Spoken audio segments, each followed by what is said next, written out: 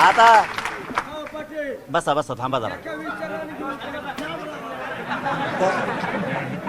आपण काम करताना पुन्हा लढायची वेळ आली तरी आपण हटणार नाही. कधी माणसाची हार होती या पवित्र गडावर सांगतो. समाजाचा स्वाभिमानाचा जर विचार नाही केला आणि आपल्या स्वतःच्या स्वार्थाचा विचार केला की समाज खचतो. तुमचा स्वाभिमान कमी होऊन देत नाही, तुमची प्रतिष्ठा कमी होऊन देत नाही आणि ऊर्जा जितकी देता येईल समाजाला, जितका अपमान करतील तितका ताकदीने मी लढतो. म्हणजे समाजाची किती प्रतिष्ठा वाढल त्याला लय किंमत आहे. तुमच्याकडे करोडोने प्रॉपर्टी पण चौकशी दिली काही उपयोग नाही त्या पैशाचा, काय उपयोग नाही त्या पैशाचा. तिथं तुम्ही जीवाला खाणार. मला चौकात शिवी दिली, मला चौकात शिवी दिली. इतका इज्जतदार माझा समाज, त्याची मी खाली मानवून देत नाही हे समजून घ्या तुम्ही सगळेजण. एखादी गोष्ट 4 महिने लेट मिळन, 2 महिने लेट मिळन, 8 दिवस लेट मिळन, पण स्वाभिमान जे असतो ना तो कधीच घाण ठेवायचा नाही, समाजाचा पण आपला पण. एकदा का मन दुखले ना तर माणूस, आपण एखादे बघा जुन्या काळात म्हणे एखादा झुरून झुरून मेला, म्हणजे त्याचा जर कुठं घाव काळजात झाला तर ते लोकांना बोलून सांगत नाही, काय झालंय म्हणून म्हणत नाही.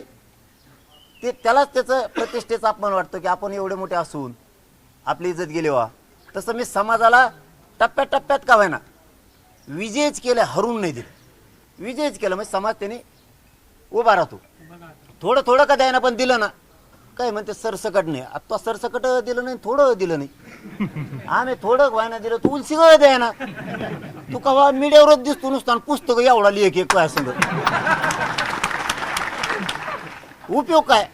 आमच्या पोराजवळ हाय कोणाजवळ पुस्तक आणलं नाही आरक्षण, पुस्तक हाय का इथं उभा राहिलेलं काय पोराजवळ, आपण वाचिलं का. पण कायदा ह्याच गरीब पोराने बनला, हे गरीब मराठ्याच्या पोरण मी, आम्ही दोघांनी कायदा बनला. अर्ध्या महाराष्ट्राला मिळत लागा ना काय चाललंय ते. एवढं तर कुणाकडे घेऊन पळत जी याला काय म्हणते. मला आताच मीडियावाल्यांनी विचारलं आंतरवाली, ते म्हणले ते कुणाकडे जी घेऊन जातोय तज्ञाकडे म्हणतोय मला काही मिळत लागा ना म्हणे. म्हणजे नुसत्या गरीबाच्या पोरांनी एक कायदा बनला तर अर्धा महाराष्ट्र टेन्शन मध्ये आला. आणि मग अभ्यासावाल्याने बनला नाही का वा, टेन्शन असतं का आम्हाला कळत नाही. आता आम्ही वावर घेतलंय ना, पेरायला लागलो तर आम्ही फुकन आमची काखरी बरोबर नाही यायची, वाकडी तकडा बैल चालवतो आमचा. तुला काय करायचं, दुसऱ्या बारीन सरळ चलन. तो हे बैल मग नीट चलत येत पण तू द्या ना मला.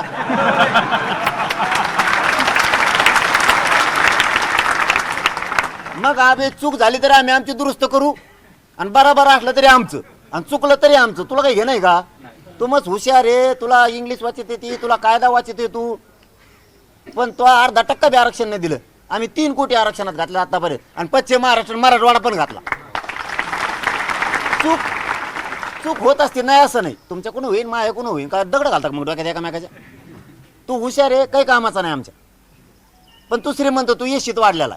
तो खानदान आम्ही सगळं बघितलं, तर तोय पाहुणे, तो माऊस भाऊ माझी मंत्री आहे, एक जण गृहमंत्र्याचा पाहुणा आहे माझी. तुमचे खानदान पुरे येशीत वाढलेले आहेत. आम्ही गाळक्या पात्र्यात वाढलेले लोक आहेत, पडलेल्या घरात वाढलेले आहेत. आम्ही आमचं घेतो, आम्ही आमच्या समाजाला देतो, तू टेन्शन घेऊ नको. हुकलं फिकलं तर आता आंदोलन करायची गरज नाही, उपोषण करायची गरज नाही. यांना भाजी नाही द्यायचं, पाला नाही द्यायचा, दूध नाही द्यायचं. मुंबईत तिथंच वाळू खा म्हणा, ती समुद्रात खचायचं नाही. महाराज एकदाच लढले का छत्रपती शिवराय, वारंवार लढले तेव्हा स्वराज्य झालं.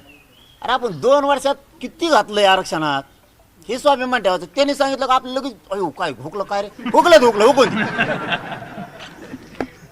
तिथंच बोली करून घेतली मी.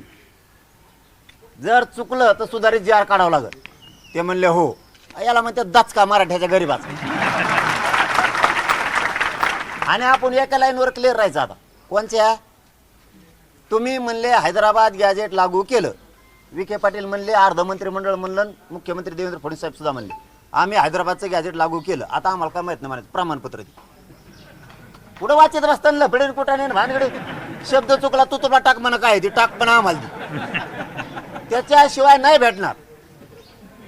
हे अभ्यासकन वाचकन तज्ज्ञ इतके झाले जे आज्ञा झाल्यापासून तो इतके अभ्यासक घेत मला जिंदगीत माहित नव्हतं इतकं कुणी म्हणतो मी अभ्यासक घे बाबा मपलं पुस्तक आणि तुपलं पुस्तक ठेव माझ्या डोक्यावर बस तो गळ्यात घालून हिंडत इकडे तिकडे आला हे काय नाही हे फक्त आपल्याला भुलवीत येत आपण एक भोळे गरीब माणसं आपण लय विश्वास येतं मग ते एखाद्याने केलं का आपण थोडं गैरसमज होतो काय गैरसमज नाही टेन्शन नाही घ्यायचं बिनधास्त राहायचं मिळल आणि नाही मिळालं त्यांचं सगळं बंद